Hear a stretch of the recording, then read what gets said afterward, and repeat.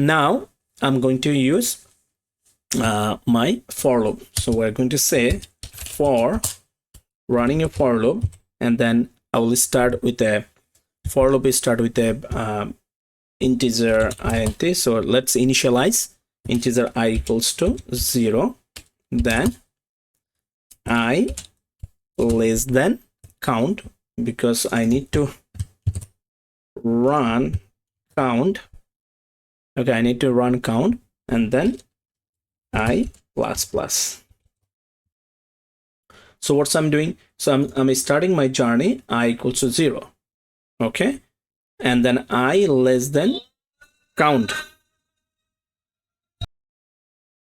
Now here, this I is representing the row, right? So I need to run, so I'm starting from the 0 row, and I need to continue the loop, you know, as long as the up until my count, like until the last row. Okay, so definitely since I started at 0, so you know my last row would be 11th. Okay, so that's why I said I less than count. So my last row, it's technically my row is 12, but my last row over here should be, my condition should be, you know, less than 1. So it means 11. That's why I put less than, right? Not less than equals, because I started from the 0.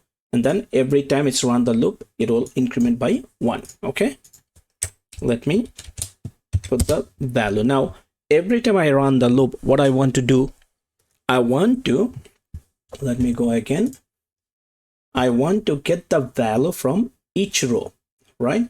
I want to get the value from each row from here, right? Every time it will go here, you know, in the first this row, and then I want to get the value from the third column of each row, get this value. So it means I have to, inside my code, you know, I have to be here and get this value, get this text. 10 is a number, but it is also text.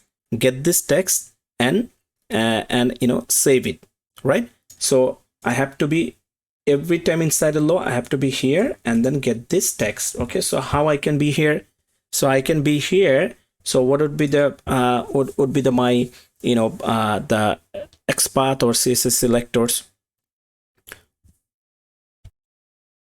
So if I want to use, you know, whether Xpath or CSS selector, let's use the CSS selectors for the locator, you know, or address for every row's third column. So what would be there? So every rows, so my journey would be from tr to here, like third column, right? So tr, as I said, like your tag can be your CSS selector, right? So your tr, and after that, you know, space, then td. If I put the td, and then td, but td, if I put the td, you can see it's selecting all of them, right? All of the tier, and every tier there's a 3 td, but I don't need the 3 td, I need the third td. So there is a way you can, you know, go specifically, you know, a specific element, like, you know, from instead of, you know, out of these 3. So all the, here is underneath the every tr there's a 3 td. It means these 3 td are sibling, they are the sibling, right? 1 td, second td, third td. So I want to go third td. So if you want to go any specific sibling, you know, underneath one parent, so that time your Xpath, CSS selector would be, or syntax is like, you're going to add ntas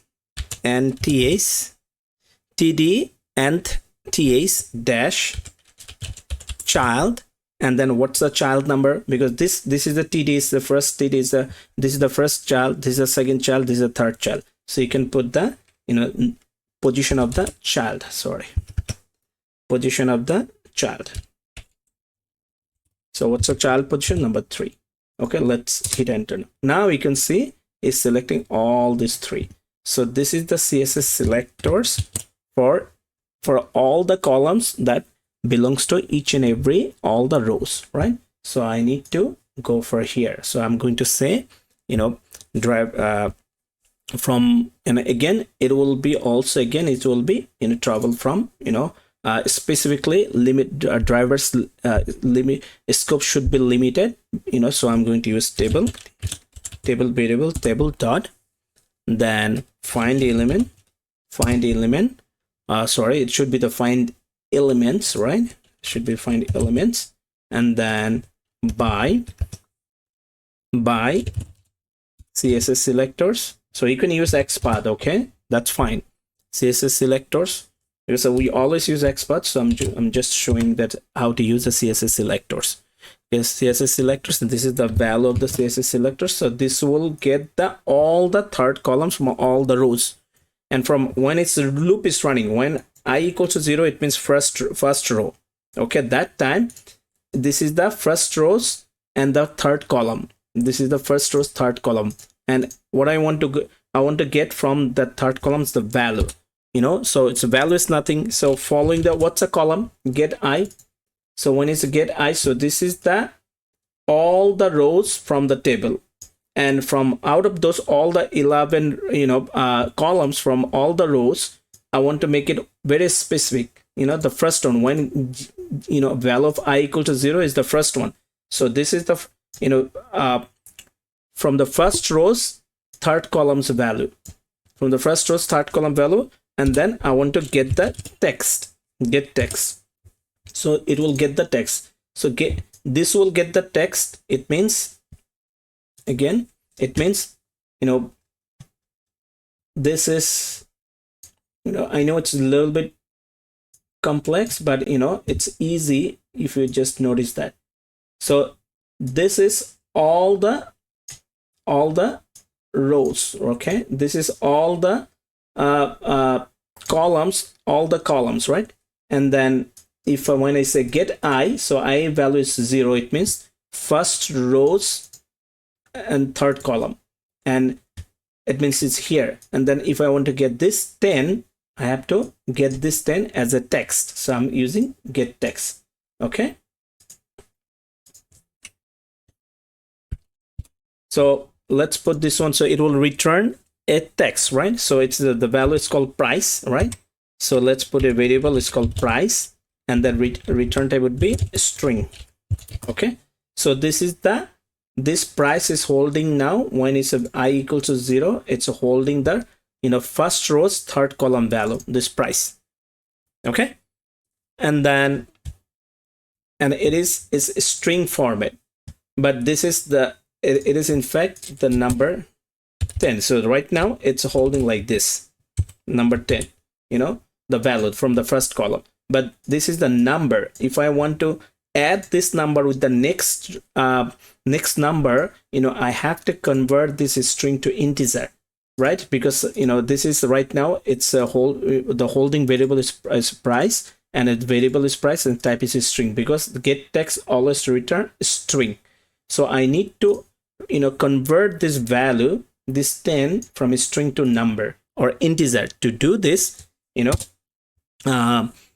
Java, they have a method, it's called parse integer. So you can use this one, we can use that one. So to do this, so I can say, let's call the method called integer. The class name is integer dot, and then the method, it's parse integer. So this is the class, is integer coming from Java, and it has a one method is called parse integer. So it means this method's parse integer, it's a parse, it can convert any string value to integer. So what is string value? This is the string value, this price, this variable is holding the string value. So this will be converted to integer. Let me put this one in a variable. Now this is converted to integer, that value, and let me put this over here. This one is a example, the price integer. So example, price in value integer, price value integer. Okay, and then return type would be integer. Okay, that's good. Now this is the value of the first, this is the value of the first row's third column, and the loop will continue, right? loop will continue. Then when the I will increment, the I will be increment, sorry. So I will be now from 0 to 1, right? 0 to 1, and then 1 I value is 1 less than count, so count is total 12. Yes, true. Then it will come to again, so it will get the the value from the second row's third column and put it over there, and it will convert to the integer and put it over here. So but I need to add my previous value that I found from the first row's third column value from the next one. To do this, let me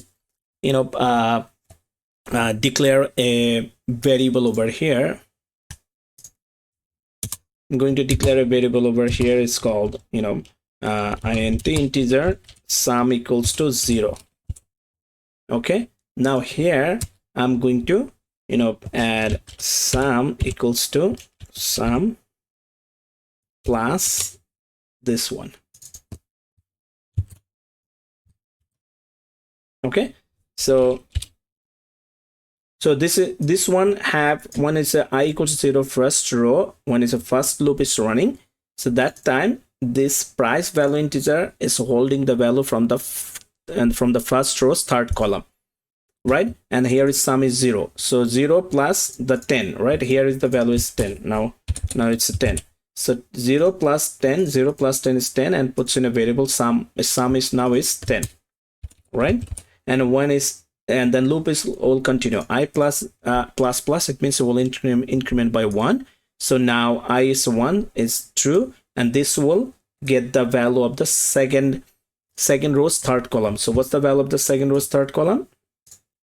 It's another 10, then 20. So another 10 will come over here, and here the previous sum value is 10, and then the current value is 10, so it will be 10 plus 10, which is sum equals to now is 20. So this way it's going to be loop will continue. Every time I will increment, and we'll move to the next row, we'll get the value of the next row, we'll convert it to a string to integer, and it will add that current value with the previous value, with the previous sum. So we'll keep continue until I is like 12, and then 12 less than 12 is not true, then it will be jump out from the from this loop. You know what, let me see, and here is a one thing you have to see, and this condition is not fully, I don't want to, so this is count is 12, so row count equals to over here is a 12, right? This count is 12. It means including the last row. So 12 is the last row here, this total, but I don't want to add this value of the the total row. The last row's value is the sum 297. I don't want to add this one in my condition here, because I started I equal to 0, and I equal to 0, it means I started from here, the row number, this is the 0, then this is the 1, and then this is the 2. You can see my total tr is over here. You can see 12, so all of them. So it started from this row, so I don't need the first row, right? I don't need the first row. So when I say t equals to 0, I equals to 0, it means it started from there, so I don't need this one, that row, right? And then I don't need the last one either, because last one is the total. I need to get up until this row, the value of this until this row. So first one and the last one, these two row I have to remove from my loop. So that's why I want to say count, it's a total is 12 minus 2, so that there's a 2 is removing from my total count, so it will be count run up until the second last. Okay, I hope that is you understood that. Okay, and then now I'm going to say, now this let me run and see, just debug it, sys out, and let's put the put the variable sum. See, this is supposed to show me, same value. Let me run it. It's a good practice, after you do a little bit coding and run it and see it's giving you the right result. You can see this sum is value is giving you 297. That's supposed to be right, because 297 is the up until here, all of them is adding, and 297 except this one, so it's already matching. So now I have to, next is be, I'm going to inspect for this 297 for this data, and I will put in a variable, and then I will convert that is string to a integer, and that value I will match with my this sum. And if both are matched, I will say it's pass. If it's not, I will say fail. Okay, now let's put this one as a comment. Next job is that how can I inspect this last row's third column. So the last row's third column is over here. This is the one, right? So if I want to do this again, I can use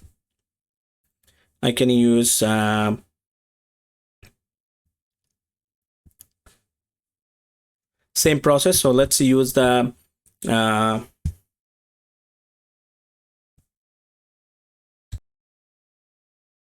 okay, so this one I'm going to get the value of this, the last row's third column.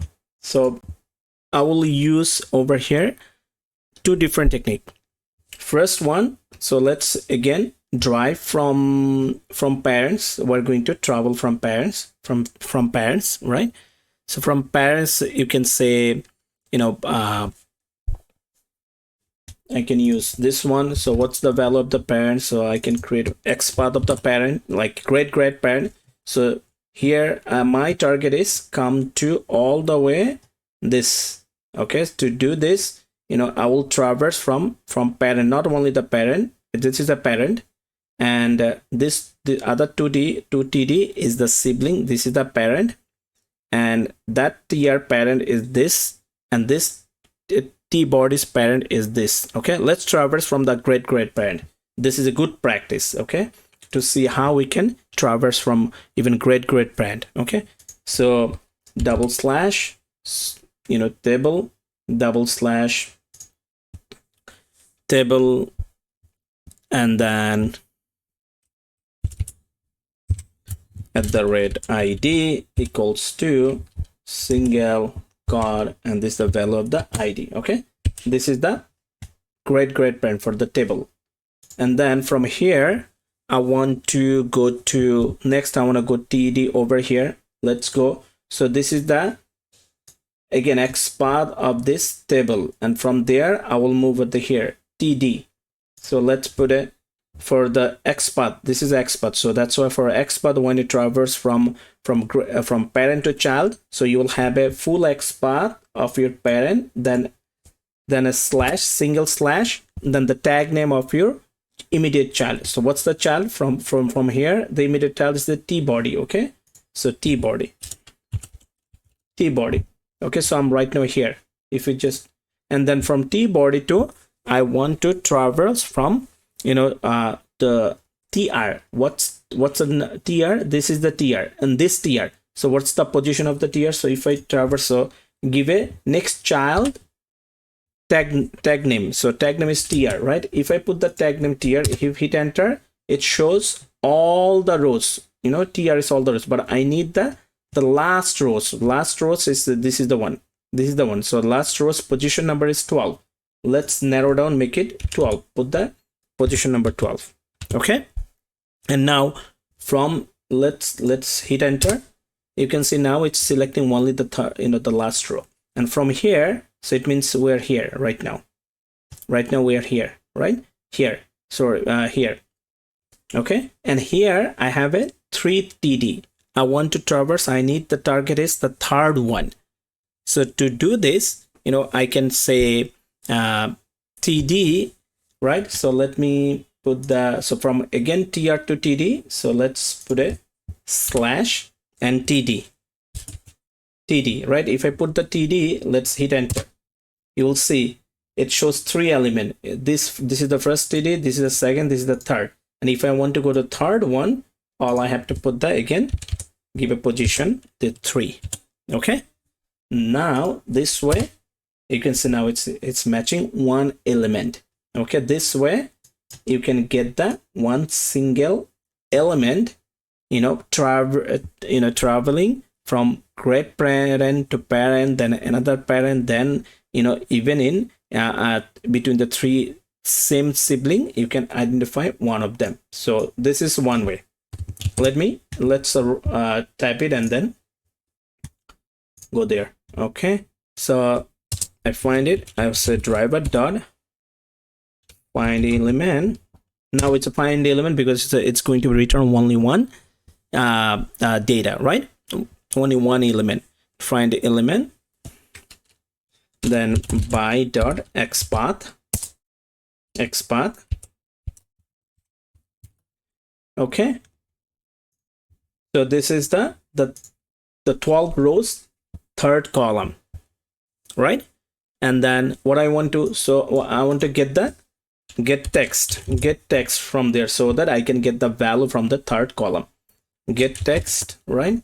Get text and put this text, this value in a text format, in a string format, say in a variables called total. So let's give a name total, and it's a returning a string time because get text always return a string.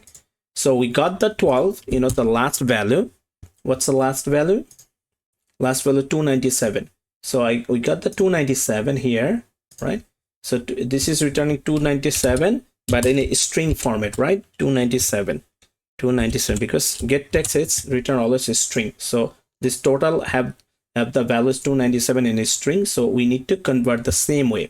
Okay, we need to convert the same way. Let's convert the string to a integer.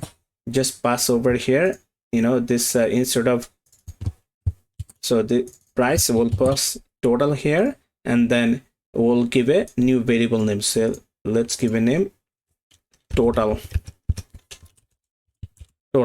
value integer. Okay, now it's total value integer have the knowledge actual value is 297, right? In integer format, 297. Right now we can do some assertion or we can do a if else, right?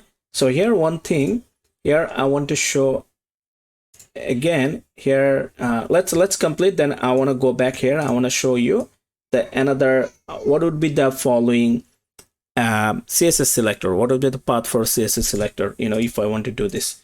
I will show you, because this lecture is mainly to understand how we can traverse from parent to child, how we can traverse from sibling to sibling, all those things, right? And then moving forward, our upcoming lecture, we're not going to explain in details, and we're going to expect that you will understand all the traverse, And so now if I want to do, this is out of for loop, yes, if I want to do, say, if I want to do if, let's make a if else condition. If now I want to compare. So if I compare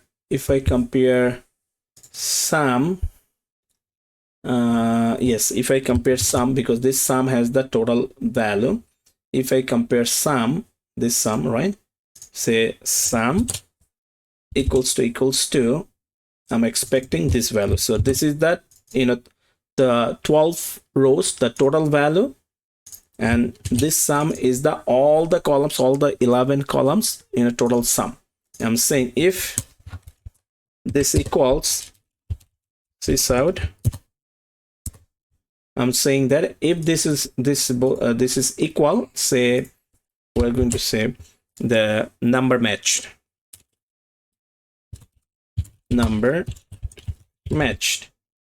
If it's not, let me give you another else condition. Else didn't match.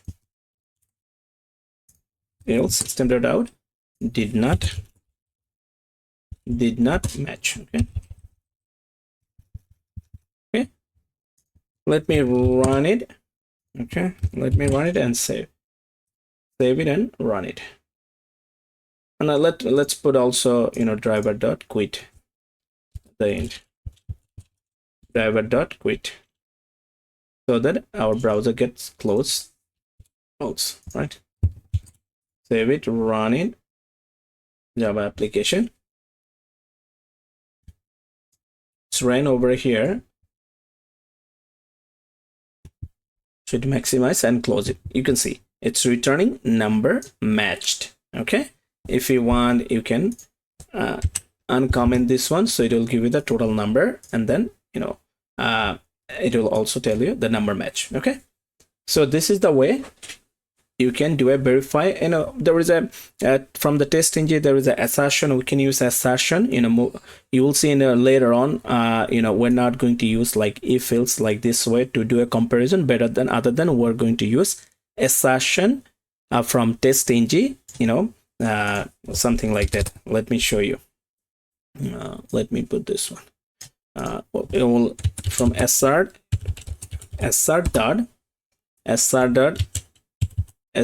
equals. So assert is a class that comes from the test engine. You know that we added test engine dependency in our project, so it has already all the test engine library in this project. So assert is a class from the test engine, and it has lots of method to do some comparison between expected versus actual. You can say it can compare between two actual, expected, a Boolean type data. It can compare you can see all different byte type data. It can compare character type data, to character, both are. So because comparison, when you do the comparison, both have to be the same type of data, right? Double type of data, you will find integer type of data too, right? You will find integer actual, integer expected. So if we just select this one, so in that case you can say total value integer should be same as sum over here. Okay, that should be same. So this is the assertion. We'll have a separate class later on. We'll go through all the different type of assertion. There is a hard assertion, soft assertion. We'll see all the assertion, how to use this, but just for now, you can see you can use the assertion also to do the comparison. Okay, so I will make a comment this one. And here, as I said before we close this lecture, I want to show you also over here that here I found the last rows. What's the last rows? Third column. The last rows, third column. This is the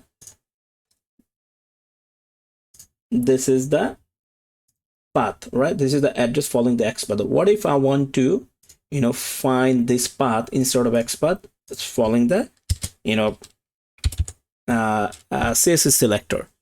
So to find a CSS selector using the CSS selectors, let's see. I want to let me write it down. So it will be again, we'll start from CSS selectors. As I said, for CSS selectors is going to be, we can start our journey whether from here, from TD from here. Okay, it will be the CSS selectors for your class, your grade parents, or you can start from even here. Okay, that's fine. So tbody. So we'll start. Let's start from here. Tbody. So this is the CSS selector. So when you use only the tag name, it will consider CSS selectors, and when you use double slash, it will consider as a Xpath. So CSS selectors tbody, and when you use CSS selectors and traverse from parent to child, always you have to put a space between parent and child. Okay, just remember that part.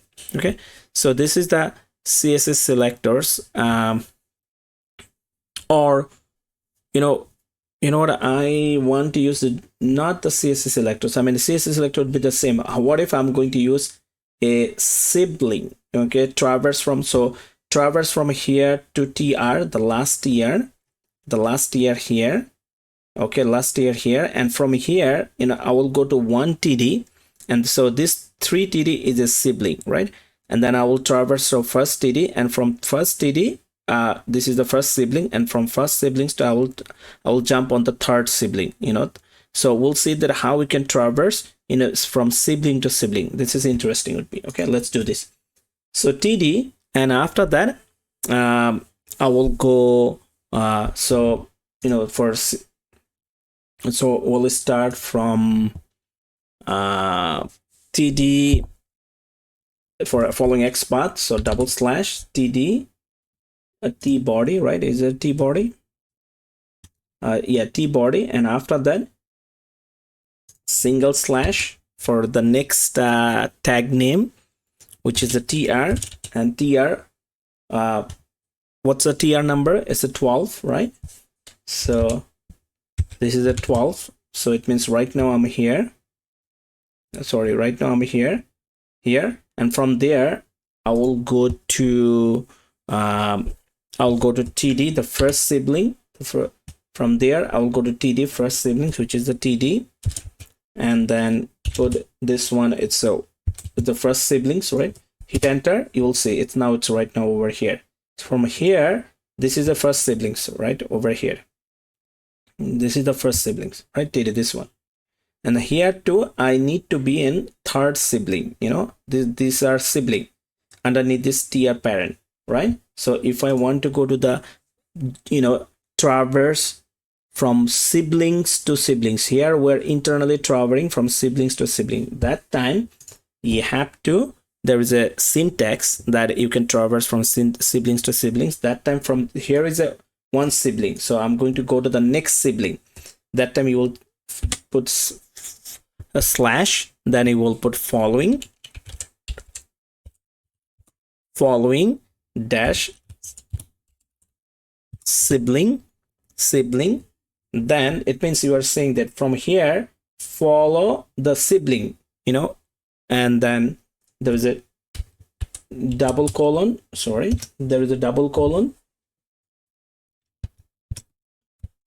and then another colon, and after that you have to put the position of your sibling. So what's the position of the sibling? After that you have two more sibling, 1 2, right? I want to go the last one. So what's the tag name of the last one? td, and then put the position is 2. I mean, after this first one, then you are following sibling, rest of the siblings will count is started from here 1 and 2. So I want to go to the last one, which is the td is 2. So let's hit enter. You will say it's one element matching, and it's finding 297. Okay, let me write it down here. Okay, here I'll say third columns or traveling, sibling to sibling, right? It's a 12th row was traveling